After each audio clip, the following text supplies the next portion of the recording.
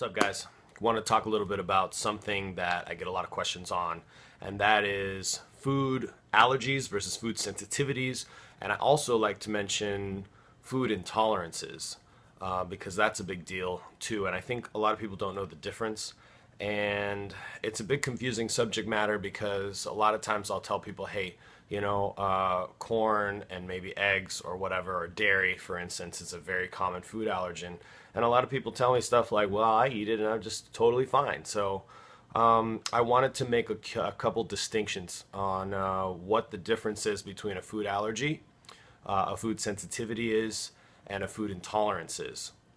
Because they are different. And the first two, being food allergy and food sensitivity, are immune responses, whereas a food intolerance is actually not so much an immune response. So some people can just be intolerant to a food, and that doesn't necessarily mean that they're having an immune reaction to it.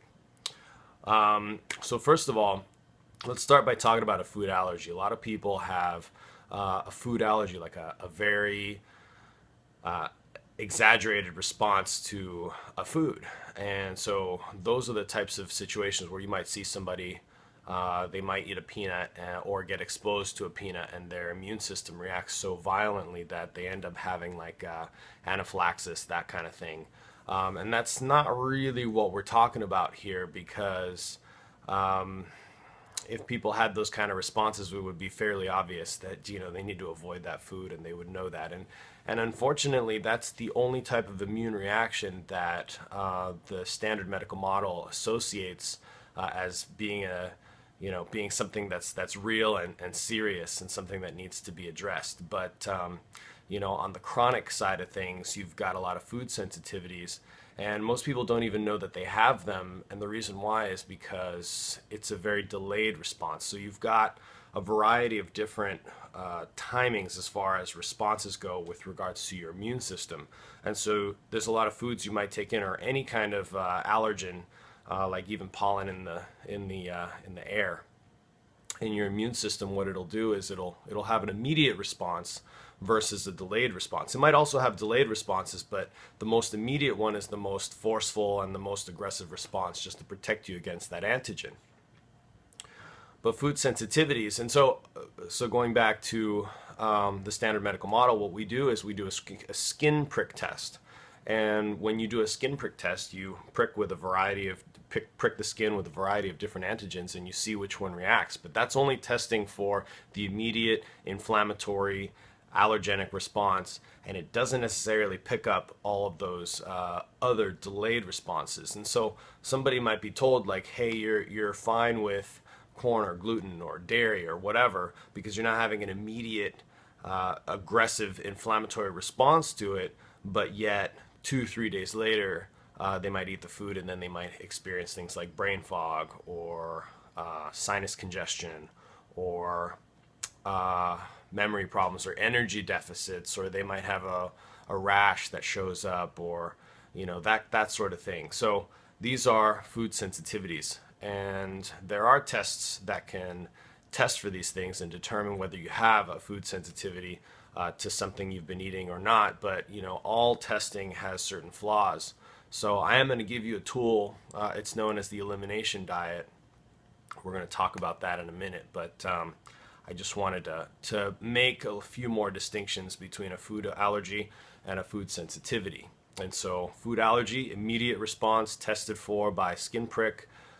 Food sensitivity, typically delayed response, all the way up to 3 days later, which, if you're having them, you probably wouldn't be able to identify which food it's referring to, because maybe 3 days later you have brain fog, and that might be a response that took place from a food that you ate 3 days ago. Maybe it was the tomato you ate. Okay, so most people can react negatively to pretty much any food.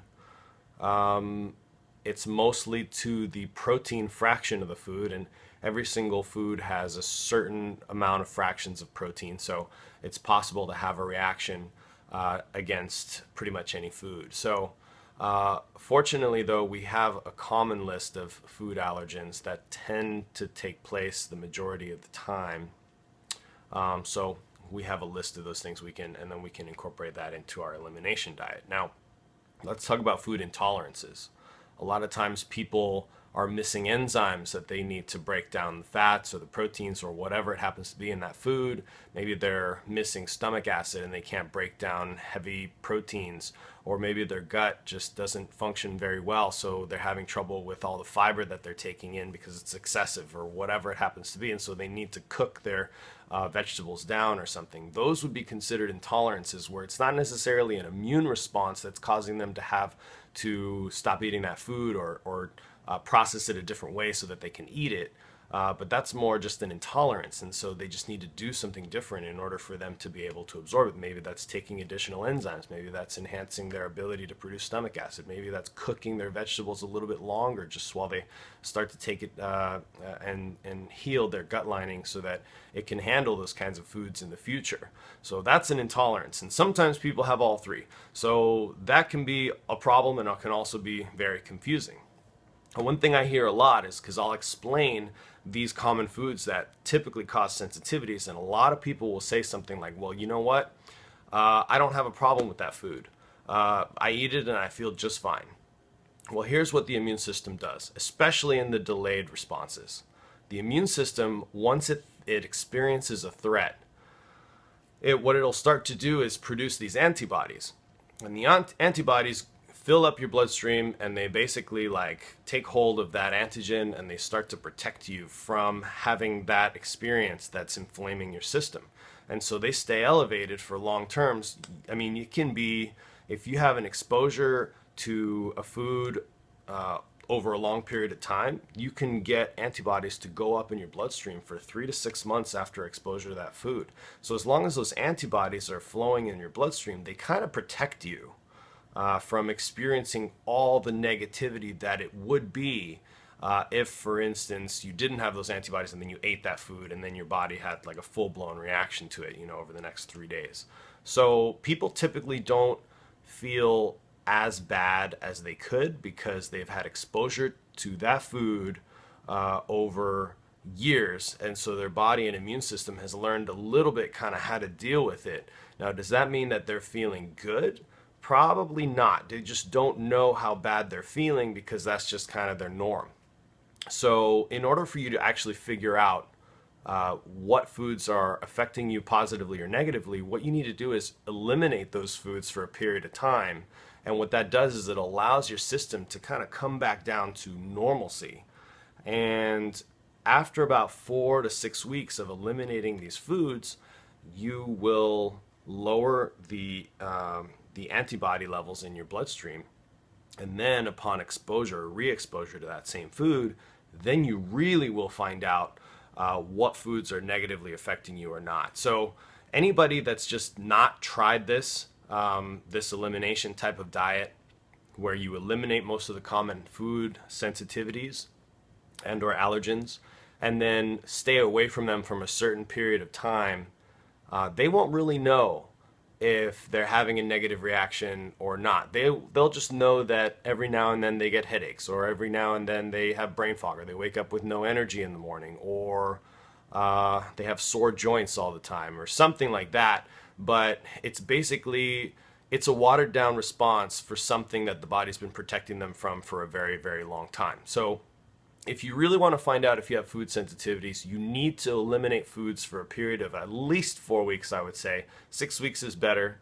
And then you start reintroducing foods, one food at a time. And I would say you space them out at least 2 to 3 days before you try something else, because of course the food responses can take place at least, they can be about 36 hours, or if not 72 hours, delayed before you actually feel anything. So let me just quickly describe what an elimination diet would consist of. And there's a lot of different takes on this, but I tend to go the most strict, because even though we do have testing out there, they tend to be, every test has its negatives. So you probably want to do an elimination diet. That is the gold standard as far as figuring out if you have a food sensitivity or not.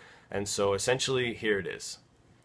And after you hear this list, you're probably going to wonder what the hell can I actually eat, but I'll go into that too. So Essentially what you want to do is you want to get rid of all grains, so especially gluten, but pretty much all grains. Some people will accept that white rice is acceptable, and I think in certain instances I might say, okay, keep white rice. But for the most part, all grains get eliminated because it's very easy to have cross-reactivity. So gluten is a very common one, but it's very easy to have cross-reactivity and also contamination of gluten on other grains. And also a lot of other grains are fairly rough on the digestive tract, and that's where 70% of your immune system is housed. So if you don't take care of your digestive tract, you're also not taking care of your immune system. So we eliminate all grains. We eliminate citrus fruits. I tend to eliminate most fruits because most people overconsume fruits anyway, especially if they are trying to stay away from other things and don't really know what they're supposed to be eating. So what ends up happening is they'll eat more fruit than normal, and fructose tends to be a frequent intolerance for a lot of people. So fructose being fruit sugar. So I tend to eliminate all fruit. I also tend to eliminate all nightshade vegetables. So what are nightshades? Nightshades have been implicated in a lot of autoimmune diseases. So I tend to eliminate those. The list is white potato, eggplant, bell peppers, and what else? Tomatoes.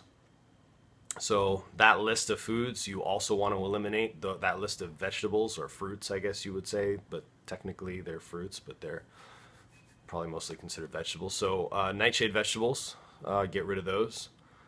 Nuts and seeds, a lot of nuts and seeds. They're just all processed in the same facilities, and so we get a lot of exposure to those things. And so typically anything that we get a lot of exposure to, it tends to cause problems for us, because the more you get exposure to the same food, the more likely your immune system is going to have a negative response to it. So, so nuts and seeds, what else? Dairy and eggs and corn. Corn would also fall under the grain category. So I think I'm covering my bases there. So what do you eat? Well, you eat a lot of green vegetables. You eat a lot of healthy fats like coconut oil, olive oil, and you eat plenty of clean proteins. So every one of your proteins should be pasture raised, grass fed, organic, all that stuff. And so if you can eat a diet of clean, healthy proteins, a lot of fibrous vegetables, if you have a sensitive digestive tract, you might want to cook them quite a bit, and then that will be beneficial for you, at least temporarily.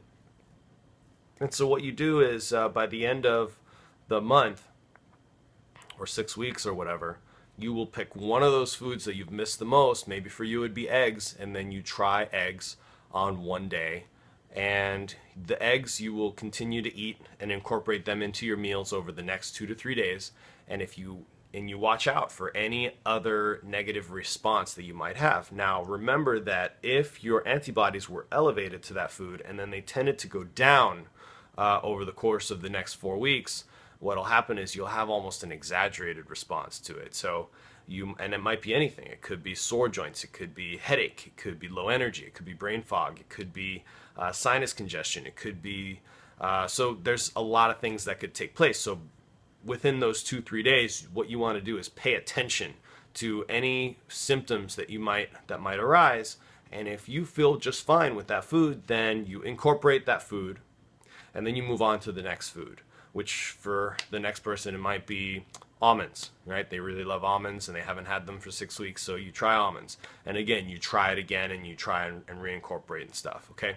When I did this process myself, I found out that any corn that I would take in would cause me immediate sinus congestion. Sorry, I ran out of space on the phone. So I got a real scratchy throat, and so immediately I eliminated corn.